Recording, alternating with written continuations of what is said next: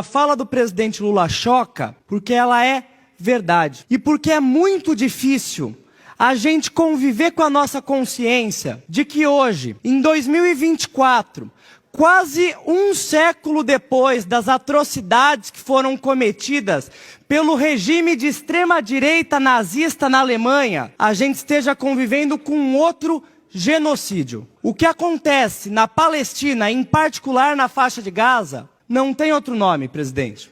É genocídio. Não é sequer a guerra entre dois exércitos de países diferentes. A Palestina nem tem exército para se defender. O que acontece na faixa de Gaza é um exército dos mais bem treinados e equipados do mundo, que é o exército de Israel, massacrando a população civil. Tanto é que os alvos desse genocídio não são alvos militares, não são quartéis, são escolas, são campos de refugiados, são hospitais. Até o parlamento de Gaza foi bombardeado, foi destruído. Que guerra é essa? Contra que exército se luta? A gente tem hoje 12 mil crianças, repito, 12 mil crianças que foram assassinadas na Palestina. E eu acredito que ninguém pense que essas crianças, deputada Beth, eram terroristas. Sequer tinham idade para saber que opinião elas tinham sobre aquele conflito que de uma hora para outra tirou elas da casa, colocou elas num campo de refugiado, debaixo de bombardeio. E as crianças que sobreviverem a esse infeliz episódio e que hoje estão tendo que comer grama e beber água poluída para sobreviver, o que vão ser das crianças que tiverem a sorte de sobreviver? Queria que os deputados, pelo menos uma vez, se colocassem no lugar dessas pessoas que também são humanas. Nós nascemos no Brasil, mas isso foi um fato do acaso. Imaginem os senhores se tivessem nascido do outro lado do mundo, na região da faixa de Gaza, e agora tivessem que lutar pela sobrevivência das famílias e dos filhos de vocês.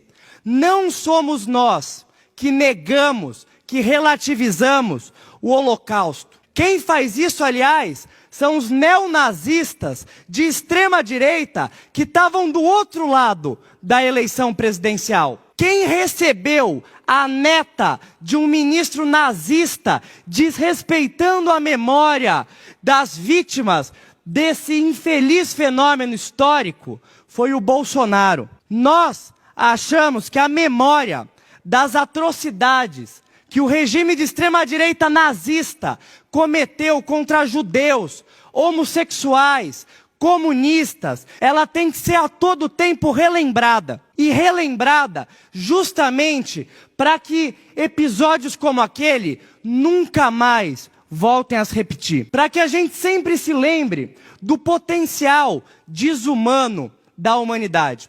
E hoje, em 2024, quando a gente vê uma população inteira sendo dizimada, expulsa das suas casas, assassinada, a gente precisa relembrar o que aconteceu um século atrás para que isso não volte a se repetir. A crítica às políticas de um Estado não podem se confundir com as críticas ao seu povo, à religião de quem quer que seja. A Inglaterra, eu não sei se todo mundo aqui sabe, deputado Simão, mas a Inglaterra é um Estado que tem uma religião oficial, a Igreja Anglicana. E se a Inglaterra invadir um outro país, como aliás já fez em vários momentos da sua história, e decidir exterminar o povo desse país, o governo da Inglaterra, deputada Beth, tem que ser repudiado, sem confundir isso com preconceito com as pessoas anglicanas. Se a Tailândia, que é um Estado que professa oficialmente o budismo, se nós tivermos uma crítica legítima ao governo da Tailândia, isso não pode se confundir com discriminação contra os budistas. O antissemitismo, assim como o racismo e a intolerância religiosa contra as religiões de matriz africana no Brasil, é uma barbaridade que já causou e ainda hoje causa muito sofrimento e por isso precisa ser erradicada. Mas a necessária repreensão da política genocida que hoje é praticado pelo governo de extrema-direita do Benjamin Netanyahu em Israel precisa ser repudiado por todo mundo. E não pode se confundir com crítica, com discriminação a qualquer religião. Quem cruzou a linha vermelha da humanidade foi o governo de Israel. E por isso precisa ser repudiado pelo mundo inteiro, como aliás hoje está sendo julgado pela Corte de Haia. Quando a gente estuda na história as barbaridades que foram perpetradas pelo nazismo na Alemanha no século passado, a gente sempre se pergunta, o que as pessoas estavam fazendo que permitiram que aquilo acontecesse?